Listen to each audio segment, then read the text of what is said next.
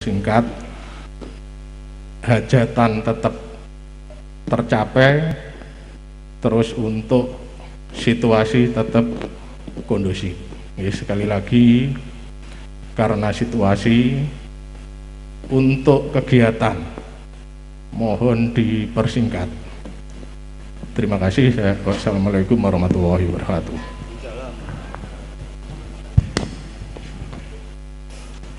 Terima kasih Bapak Kapolsek dan Bapak Dan Ramil yang sudah hadir, dan kita mohon dispensasi kepada Pak Dalang Nyun Sewu langsung poinipun perwatan insyaallah 30 menit mangke kupat luar ngoten nggih.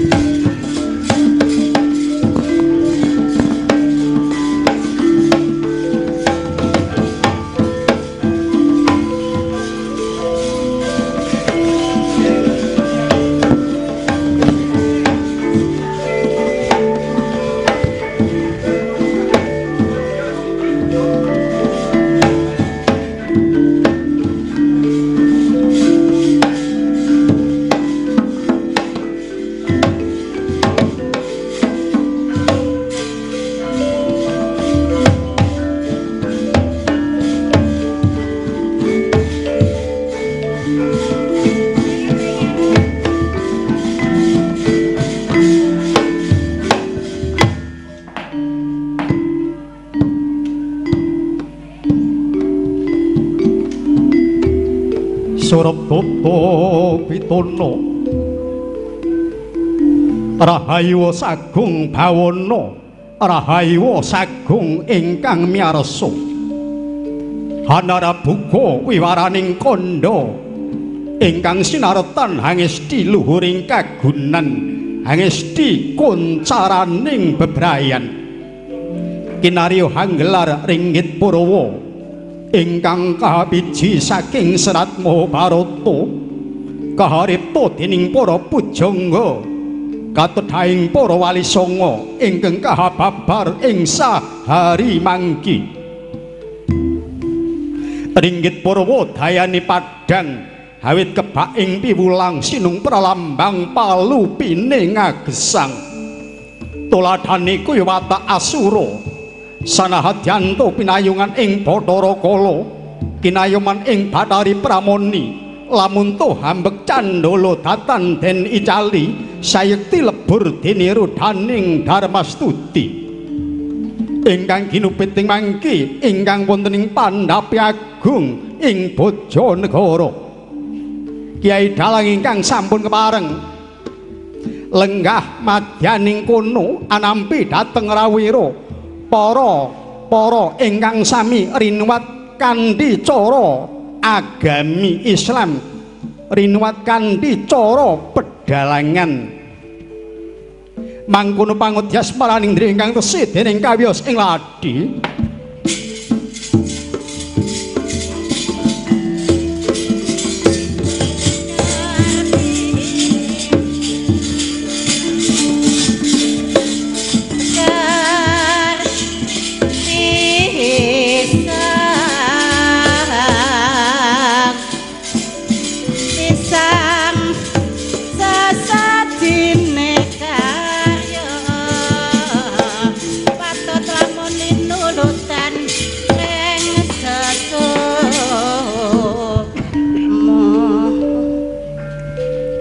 Andra ingkang puspitwaron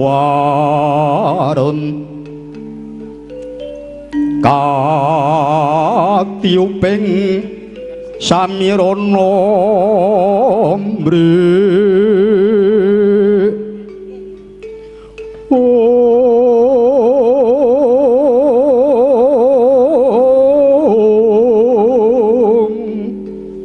sekar gaduh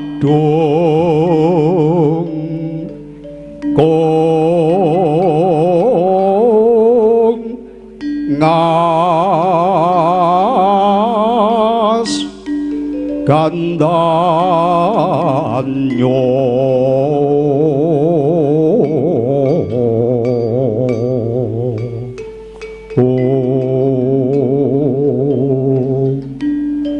maweh raras renaning driya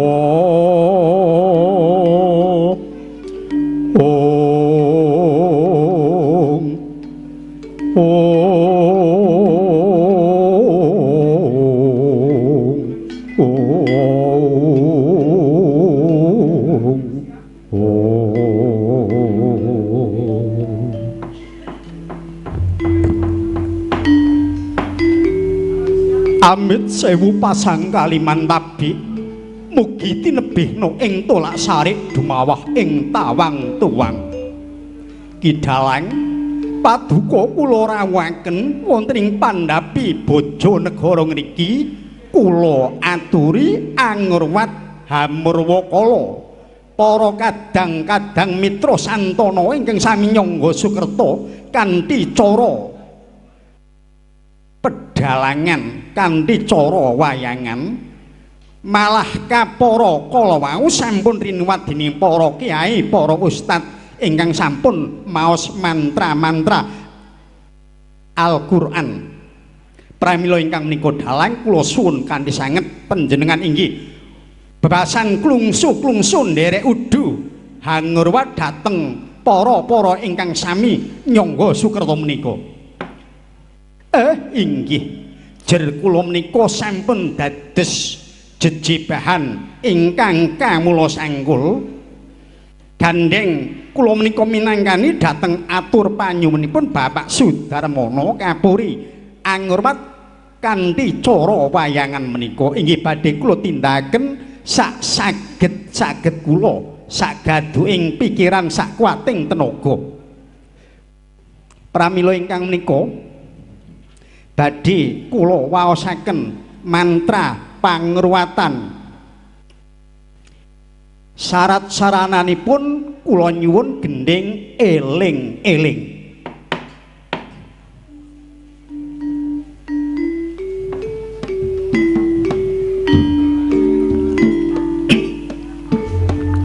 A'udzu billahi minasyaitonir rajim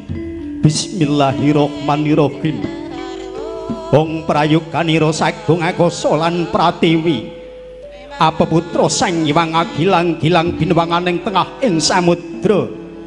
kumambang limbak ana daging dudu daging ana getih dudu getih aranmu sikama salah akhiri saka lamaya kadya manik samustika anekake Prabawa Lindhu lan Prahara Lesus Gung lan Prakempa dumadine Sang Hyang Kala jumenenganing Triloka Sang Padma Cakra Ngata Baga Manyaya Jada Palawasa Tada Karacana Sang Kala lalu mirang sangkaning lara Brahma kena lara lungguh daging lan getih kang lara wulya saking Sang Hyang Wisnu kena lara lungguh otot lan rempelu laraning wulya saking Sang Hyang Guru lumasaku juring badan laraning wulya saking Sang Hyang Tunggal Sang Hyang Tunggal tan kuna ing lara tunggal rasa kelawan jati kelawan rasa jati santi kukus Parawa santi angedekaken kasekten sinurak para Jawata ana banyu saka wetan mili mangulon hangileni Batari Sri Guru Harda Waradati santi kukus Parawa santi yogya santi angedekaken kasekten kagyat Sang Hyang Mandara Giri ana banyu saka kidul mili mangalor hangileni Batari Sri Guru Harda Waradati Amaraja Ajika Amaraja Puja mantraku Amaraja Jaya Ramaya Amidasa Sadamaya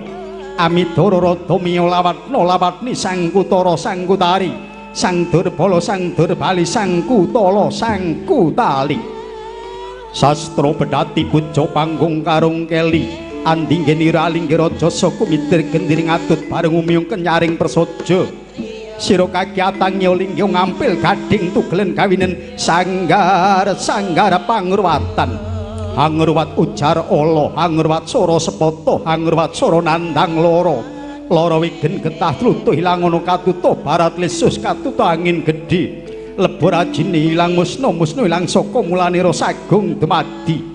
sing idung sampurna kebanyak dalang sing idung temas sampurna yen ana kang lara enggal entuk tombo Joko tuwa prawan tuwa enggal gelis krama wong sedya ora tumengko kang ala temas sampurna saking Gusti ingkang akarya jagat ashadu sahadat muntahar si bapa kang murba wisesa si biyung kempale iman si anak pancering jaman pangeran Panutagama kang rata jagat nyerep sekathahing penyakit pangeran karya kekuna kang tulen sakjroning tulis kang urip tan klara pati urip langgeng selawasi Allahumma ya fatak ya muhitu ya sultan ya sultanu ya la ilaha illallah Muhammadur Rasulullah nuju luput kang tinuju kena kang nuju ora insun hanulak tulak ing kambar tulak ing bubuk tulak ing santet tulak ing pasangan nanging Gusti Allah ingkang hanulak teko tulak ambalik marang ingkang dursila kul gua geni kul gua lawakat kun fayakun masya Allah qadirun abadan kul gua durga lelembut moro lembut mati setan moro setan mati buta moro buta mati saka pitulunganing Gusti Allah la ilaha illallah Muhammadur Rasulullah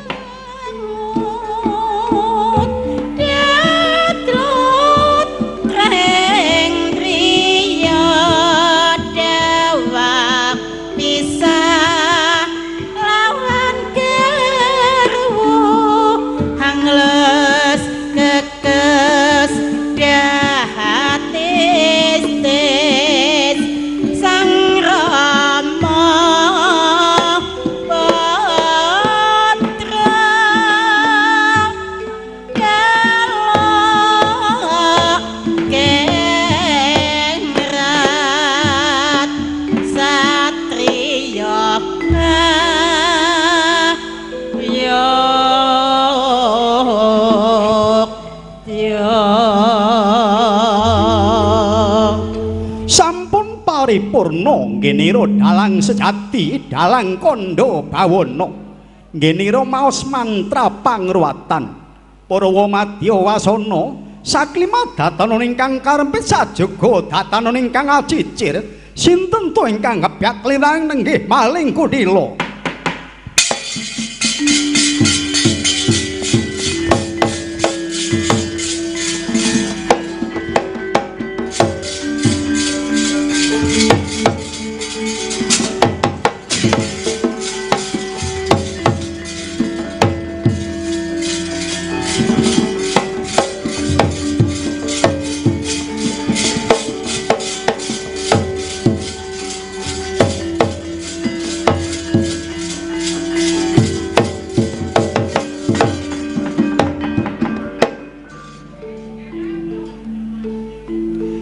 sapa sing wani ngebyak keliring wayang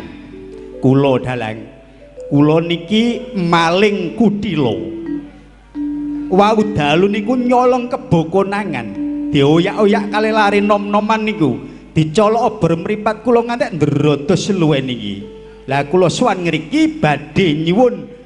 pangayuman nyuwun pitulungan dhateng sampeyan dalang mangkani wong golek sandang pangan iku aja tumindak maling. Maling iku dadi larangane negara ya dadi sirikaning agama. Ora mung maling wae, ana 5 tunggale sing diarani larangan ma 5. Maling, madat, main, minum lan madon. 5 ning atunggal iku dadi larangane negara ya dadi sirikaning agama. Yen bisa dilereni aja dibacut-bacutne pumpung durung kedlarung-dlarung nggih dalang ning ngoten kula nggih sadar ya syukur bagian kowe dadi menungso kadarkum menungso sing sadar hukum enak apa urip ning Recapada sepisan lumebu jroning penjara adu anak adu bojo mangan ya ora kepenak apa sing diparingke yaiku panganane iku neng jero penjara tak kandhani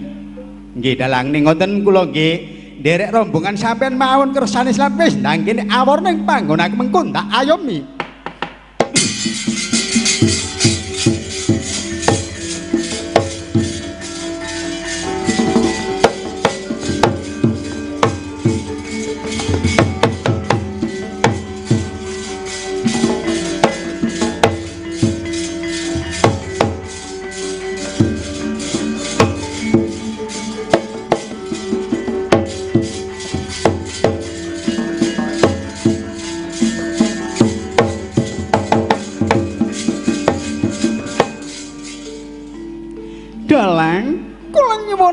pitulungan dalang dipun bujung-bujung Hyang Bathara Kala. Kula nyuwun pitulungan dalang badhe dipun tadha kala mangsa. Tiyang gesang wonten alam donya kedah tulung tinulung sesamine ngagesang.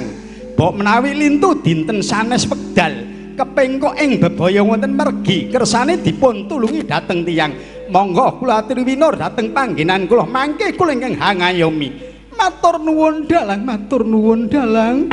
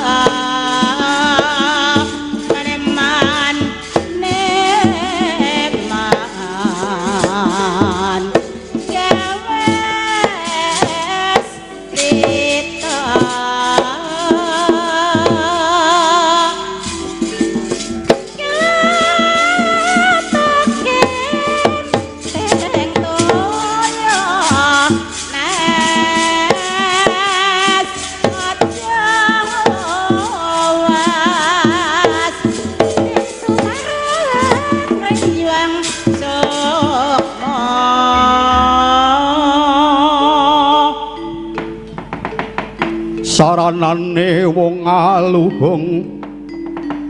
betah lopo kurang guling iling amring solajat mika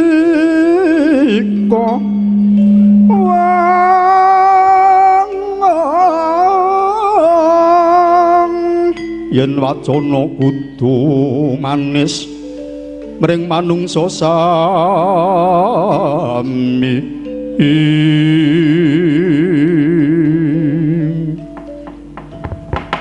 dalang aku mulai burun larunku sing ngawur ning panggonamu dalang apa arupa merak gajah menjangan utawa kancil ora bocah nyangga Sukerta sing ngawur ning panggonamu iku burun larunku. Endi ana bocah nyangga Sukerta sing tekan kene sing putri-putri iki sindene sing kakung-kakung iki yagane ora ana kok bocah nyangga Sukerta tekan kene yen ora mrene aku arep nanggap kowe kanthi srana bedhamaku aku njaluk gending gampang-gampangan yen bisa jula-juli yen ora bisa ya sak karep-karepmu.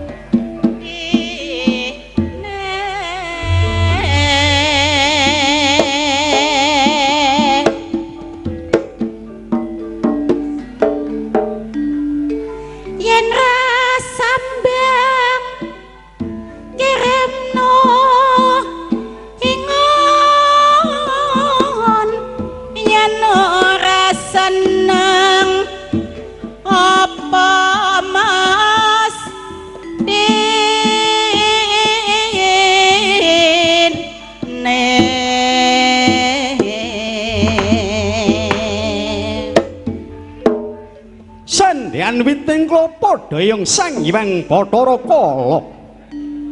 midhangetaken ungeling gending jula-juli kang asenggak rebut wirama keplok imbal angendasi pinuju suwing pradonga kapiyarsa swaraning para kawula ing karang pradesan kanca ayo nonton wayang kanca ayo kathah ingkang sami hamirsani gebyakaning ringgit ageng alit jalur estri enom sepuh nalika semana ana kang nyelandri pinuju mbobot sepun derek ningali gebyakaning ringgit prayitna sang Hyang Bathara Kala sigra jinejak padharane bro ngleraken jabang bayi sampir padha teng tresna ketok neng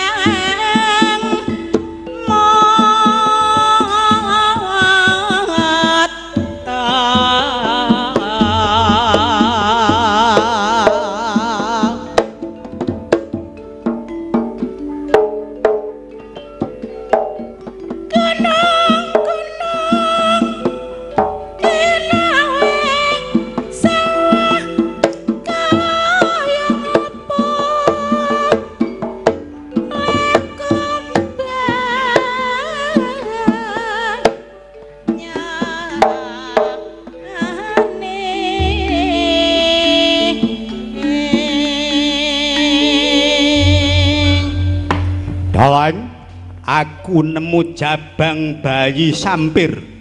aku nyilih bedhamane kanggo nyembelih jabang bayi iki dalang landheping bedhama yen kena getih jabang bayimu ndak nggare peper ora entuk kowe kumet perduli apa kumet-kumetku dhewe ndawadolake Kanjeng Ibu wadula aku ora wedi Ibu adalah napa ngger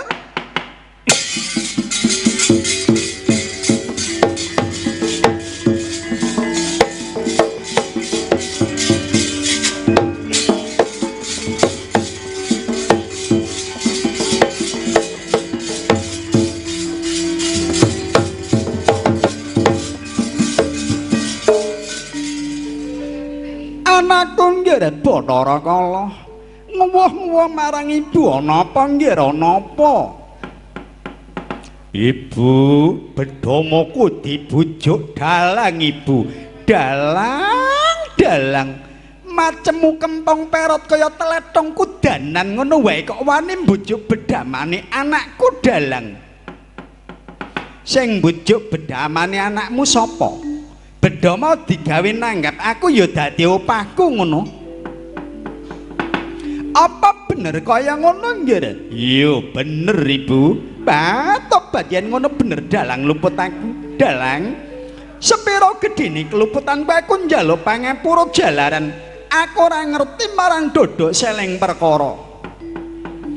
mangkane dadi wong iku aja gampang maido marang liyan aja gampang luputake marang liyan yen durung iso ngoreksi marang awakmu dhewe Bathara Kala apa ibu saiki kowe abot ndi jabang bayi karo bedhama lakar abot jabang bayi ndang tadak kala mangsanen yen abot bedhama mengko tak urupne dalang kala aku abot bedhama perkara jabang bayi liya dina iso digoleki maneh ibu dadi kaya ngono nggih ya dalang upamane jabang bayi tak aturake bedhama tak suwun bali ngono piye ha yen ana ijole ya tak paringke aku dadi wong ora tau ewa wis dalang jabang bayi tak aturake bedhama tak suwun bali aku bali mring panggonan njaluk sangu sajen mayangi sewek 500 selendang cindiri nikos ing buron alas aku bali mring panggonan njaluk sangu sajen mayangi dodot poling klambi bathik bombongan banyak yen ora ana banyak ayam ya kena yen ana gawanen yen ora ana sing gedhe pangapurane ya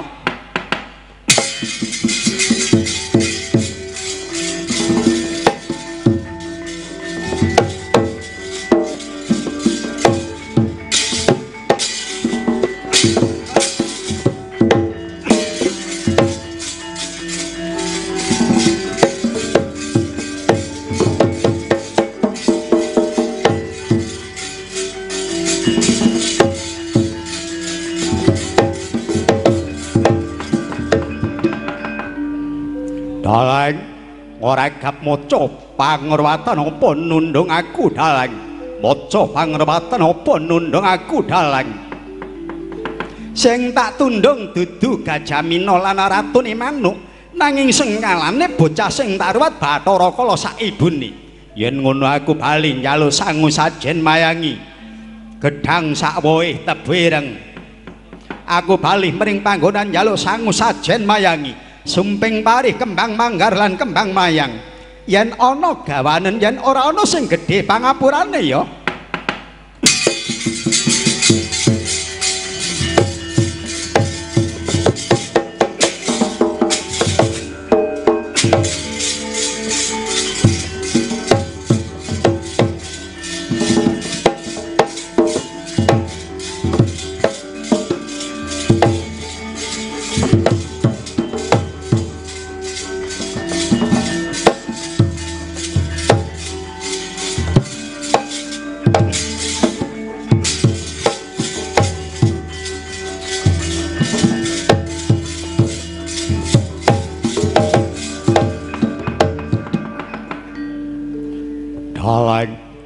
Ngragap maca pangruwatan apa nundung aku daleng. Ngragap maca pangruwatan apa nundung aku daleng. Sing tak tundung dudu dadung awuk lan sapu jagat, nanging sengkalane bocah sing tak ruwat Bathara Kala sak ibune. Yen ngono aku bali njaluk sangu sajen mayangi sambel gebel trasi abang kupat lebet. Bali mring panggonan njaluk sangu sajen mayangi sengkaruk gringsing bubur opak-opak layanan arang-arang ngambang. Yen ana gawanen yen ora ana sing gedhe pangapurane ya.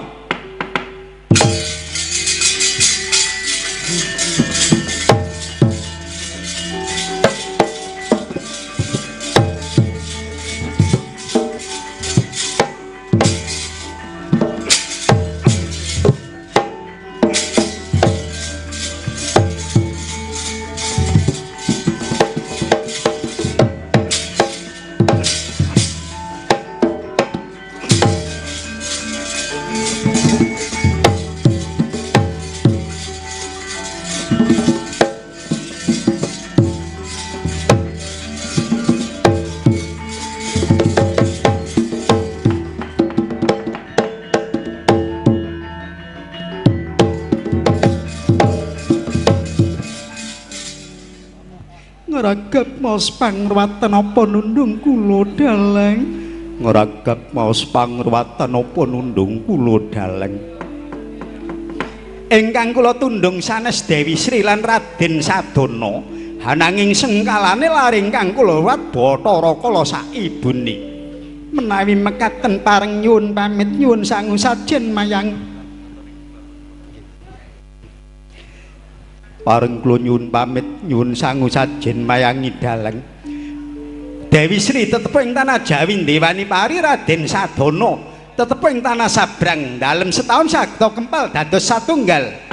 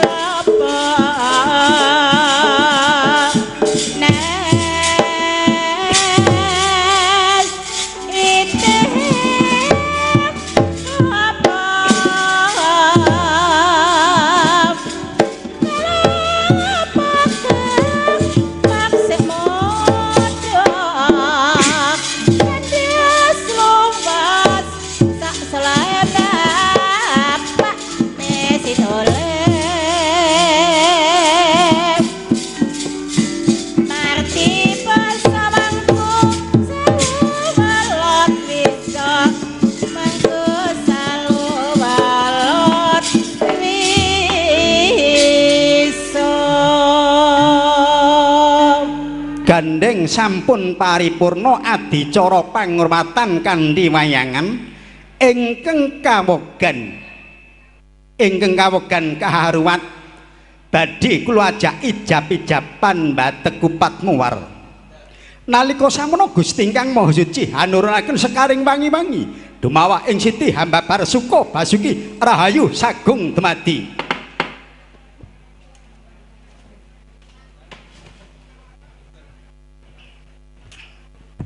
Monggo ingkang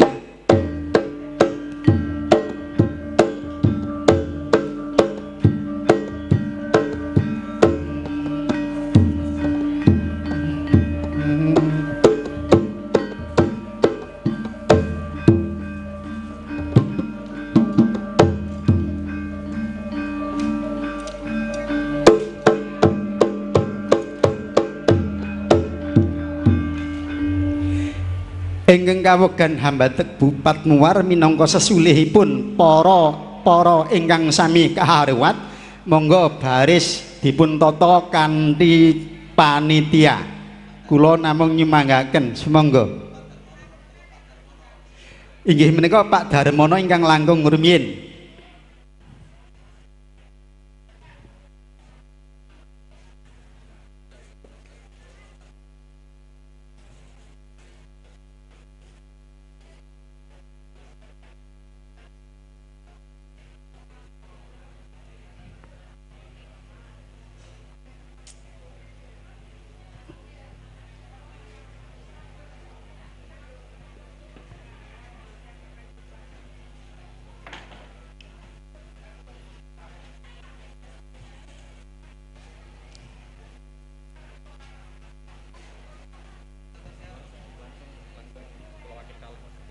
Oh, ngaten.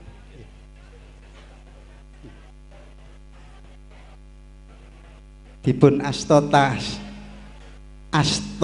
kanan. Lho kiring nika kanan. Monggo dipun sekseni sedaya menika Bapak Haji Sudarmono minangka sesulipun sedaya para ingkang dipun ruwat kanthi mbatek ijab-ijaban Kupat Muar. Mugi Gusti Allah taala tansah maringi rahayu slamet panjang umur. Batek